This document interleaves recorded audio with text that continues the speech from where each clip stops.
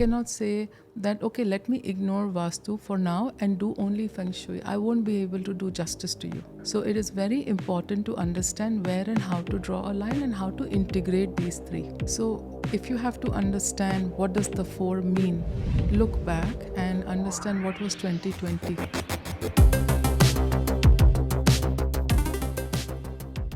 Today, I think, is one of my most interesting podcasts because it's a concept that I'm not educated on, but it is so powerful, and I'm so happy or privileged or honored to have this guest today at the podcast. So quickly getting into the subject, Miss Deepti Tani. Yeah. Thank you so much for coming on this podcast. So she is an award-winning Vastu, numerology, and Feng Shui expert. Now, one thing I'm clear on is that I'd have zero knowledge on this, but I just like to share my experience. So one of my first exposures or experiences, so I was 21 years old, brand new into Dubai real estate. I was working with Ima, and probably for the first time I saw an Indian driving in an Aston Martin, and he comes and he picks me up and he's like, hey, I want to show you my properties, right? And then there was the famous original 6 towers in Dubai Marina.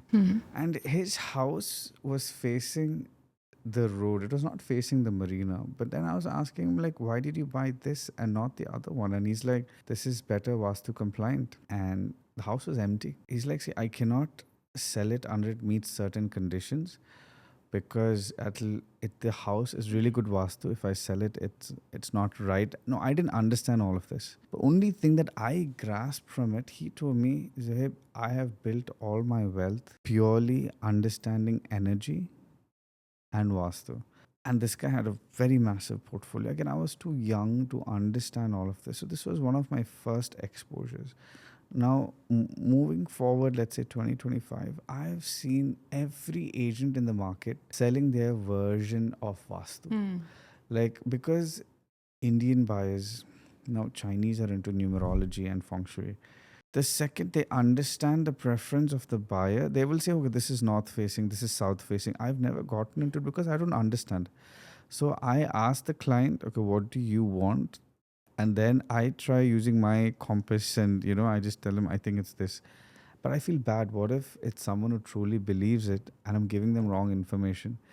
And so when I got connected to you, I didn't realize there could be someone like this, So is it true?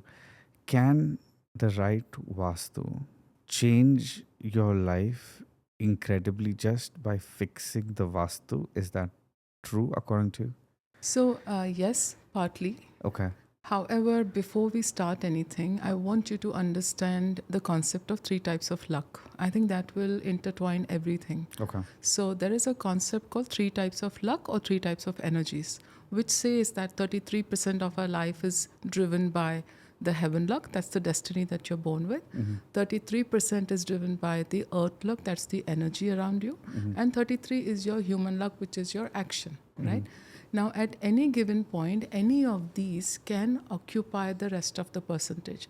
So if you have a compliant house where all the energy is perfect, the facing directions, the elemental energy is right, yes, that is possible, what you saw. The elemental energy. Now, this reminds me, now every prominent Indian family has this aquarium in their house as well. Yes, yeah. And they're like, this is to improve the energy of the house. They would... So they would even have an elephant structure in the house. It tells to protect. Is that also part of... So before we jump into the do's and don'ts of Vastu, let's understand what are we talking about, right? So we spoke about 3 types of luck. Let's specifically touch upon Vastu. Now, Vastu is a 6,000 and more older ancient science, which talks about the directional energies in connection with the earth magnetic field, the wind patterns and the sunlight. Now imagine you're entering into a 50 to 60 degree heated environment. What kind of decisions will you make? You will be restless. You would want to get out of that space immediately. Or if you are in minus degree temperature in Antarctica, you would still be very restless, right? Right. So everything around us is energy. We are constantly interacting with the energies around us. Now, what Vastu talks about is that how do you balance the natural forces and harness these energies to work for your benefit? Okay. Now, every direction has an elemental energy associated with it, and every direction has a function and a role to play in our lives. Okay. Now, imagine Vastu is like the body, and Feng Shui is like the vitamin. Okay. So, we'll touch upon that as well, but just to give you a very clear-cut understanding of what are we targeting. Now, when you talk about your body, Vastu is like the body, the structure, the body of the earth or the house. Mm-hmm. Every body part has a different function. You use your head to think, hand to function, yes. right? Now, same way, every direction has an elemental energy, and if the structure is made as per the elemental energy of the direction, that person will always flourish. Understood. Will always have good energy, will take right decisions, right purchases. The family will be happy. There'll be success, growth, relationship will flourish. Unfortunately, for a lot of people, the parameter of success is money only. Understood. Now imagine if somebody is like filthy rich, can you buy an extra day of life with that? No. You can't. So to have a perfectly round, balanced and a well-structured life, you need to have all the parameters in check. So therefore, a right understanding of Vastu through a right expert, understanding the science of your house and guiding you through it is extremely important.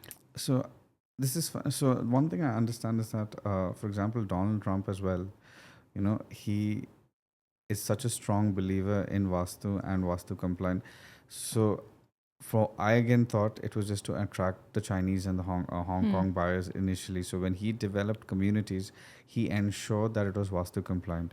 Yes. But most developers, I don't think they follow this as such. Absolutely. Can you study a master plan and you would be able to identify which houses are Vastu compliant? Absolutely. But it's ironic. Okay. I study master plans, big scale, because I get clients who are, today's day and age, everybody wants to buy a house or a property, right? Yes. It's a mad rush. Yes.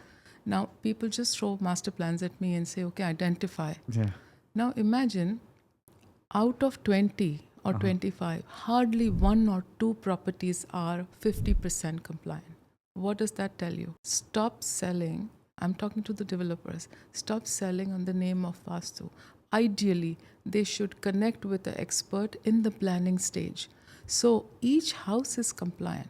So you don't have to face the problem of not being able to sell it. Imagine now eventually people are buying, right? Now they will go to their own experts and they will start rejecting those houses. That's happened a lot. Absolutely. A lot of these cancellations. Yeah. And then you only buy 1 or 2 properties out of the 25. Where does that leave you? So it's very important to make the compliant houses. And imagine, if the house is 100% compliant, it sells out much faster, it has a better premium than the houses that are non-compliant. No, absolutely. No, I completely agree. So in case a client or even me, a new master plan comes in, so you would need the floor plan of the house and the master plan in order to study. Yeah. As well as the Google pin location. Google pin location. Because a lot of times when I go to see this master plan, I even visit the site. Okay. Not of the villa because they don't allow us to go, but where the developer's office is.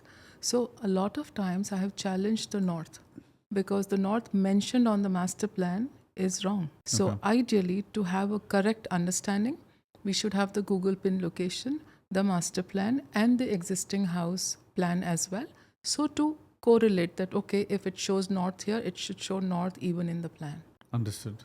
Yeah, understood. So identifying the north is very important because if the starting point of knowing what are we doing, if that is not right, then the whole analysis will fall flat. Okay, and so this was quite interesting that you deal with all three, Vastu, Feng Shui and numerology. Yes. Normally you have just a person specifying into one. have you had clients from both? So I'm curious, both you've dealt with Chinese investors as well? So do you need a vitamin? I mean, would you want to know, is it Chinese, does it come from India, or you will take any vitamin that benefits you? Of course, you'll take vitamins, yes. So not necessarily Vastu is for Indians only and Feng Shui is for Chinese only. Okay. Right? Okay. Like I said, Vastu is the structure. Okay. So you need to ensure that the body is right. And Feng Shui acts like the flow of energy inside the house. So we use that as a vitamin to enhance the energy of the directions. So both are important. So, for example, I think in Chinese, the number 4 is they do not accept, and number 13. So I've seen in some buildings in Dubai Marina, in downtown, you won't find a level 13. So you're compliant, you understand this. Yes. So if you have to understand what does the 4 mean, look back and understand what was 2020. 2 plus 2, 4. Mm-hmm. So that's the energy of the 4, uncertainty. Okay. Now, again, I think it's very, very exciting. I think you're very excited to know all the 3. Yeah. But if we go step by step, now, why did I choose to do all 3, right? Yeah. My niche and my expertise, I would like to call myself a Vastu expert because, yes, numerology, Feng Shui, all comes as a part under the umbrella of Vastu. I cannot say that, okay, let me ignore Vastu for now and do only Feng Shui. I won't be able to do justice to you. So it is very important to understand where and how to draw a line and how to integrate these 3. Okay. It's really sometimes very surprising because when I visit a house which is a 4 or a 8, the house Vastu will also reflect the same. So it is always important to, yes, look at the Vastu because you know that, all right, the number is still sometimes not very positive based on your own date of birth. Okay. So then we can add a letter before the number like A, B, C to bring it into a positive calculation. But I would always say, go for Vastu first. Numerology can be taken care of. So that means, let's suppose a person has entered into a wrong Vastu, it can be rectified. It is. There are a lot of solutions to rectify. Because the Arabs have a very simple concept. They're like, as long as there's sunlight in the house, during most parts of the day, we're good. They just even the Europeans, like most of them that I've met, they're like, as long as there's sun in the house, we don't want to be in the shade. That's about it, you know. That's, but see, indirectly they are following Vastu. That means. Because it's facing east. So sunlight in the house would mean either the house is facing the east or facing the west. In the east facing houses, you would not see a lot of sunlight because your front side is more east and your west will be on the sitting side. Right. So either ways, it is good. Now again, how you take the directions, I'll come to the first why Arabs believe in certain directions. Right. So there is a big myth around Vastu that it is only for a particular class or particular sect or from a country. I would say it's high time we recognize that it is a science. It's not a myth. It's not some pseudoscience. If it is dealing with gravitational force, dealing with Earth's magnetic energy, wind patterns, sunlight, from what angle is this only for Hindus or Indians? True. Right? True. So today the world is recognizing the importance of Vastu as a science. And therefore it is gaining more traction and more people are following it. So that's fun. Secondly, more than, I would say all Arabs, most of the GCC expats are also following this. And I have major clients. I mean, I can't name them, all of them. I understand. Yeah, there are people who are very interested in following Vastu. It's like how yoga only now got, like, very few people understood the benefits of yoga and meditation and all the chakras and even the breathing techniques. You know, they realize how powerful it is. Yes. I think Vastu is just catching up. People haven't identified, because small things like magnetical energy of a place, people started, okay, I shouldn't sleep in this direction. I sleep better if I sleep in this direction. This they accept, but I think they aren't fully ready to accept the whole power of energy and Vastu, flow of energy. And it makes complete sense. So recently I saw this development called IVA. Again, you know, see, maybe my mindset has over the years become anytime I see someone, you know, I have my walls and I'm like, no, something's wrong.